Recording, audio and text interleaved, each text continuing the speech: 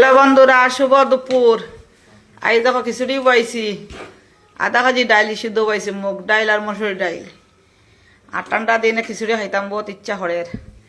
আর এখানে দইয়া চাউল রাখছি, একটু পরে দিব চাউল, ডাইল একটু সিদ্ধ হয়ে যাক। আর এখানে রাখছি আলু, মূলা, ওলকবি খিচুড়ি দিতাম। আর এখানে মিষ্টি লাউ, শিম, ফুলকপি, বাঁধাকপি। আর এখানে বেগুন রাখছি বন্ধুরা, বেগুন বড়া বানাইম। আর সঙ্গে তা আলু ভাজা, পাপড়, এখানে আদা, কাঁচামরিচ। আজকে খিচুড়ি খাইতাম, ঠান্ডার দিনও খিচুড়ি ভালো পাও। আমার তো বেজান ভালো লাগে। আজকে আরও মঙ্গলবার, আমি তো শিলচর থাকলে প্রত্যেক মঙ্গলবারে যেতাম মা শ্মশান হালির মন্দিরও, পূজা উজা দিয়া খিচুড়ি খাইয়ে যেতাম। আর আজকেও মঙ্গলবারতে ভাবছি খিচুড়ি বানাইলাই। কীরকম হয়েছে বন্ধুরা কমেন্ট করে জানাইও চান। ঠান্ডার দিন খিচুড়ি খাইতে বেশি ভালো পাও, আমি তো অনেক ভালো পাই।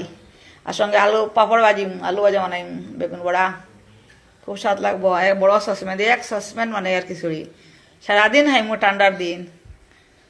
খাইতে খিচুড়ি চলে আও আমাদের প্রসাদ, টেস্টি করে খিচুড়ি বানিয়ে খাওয়াইম।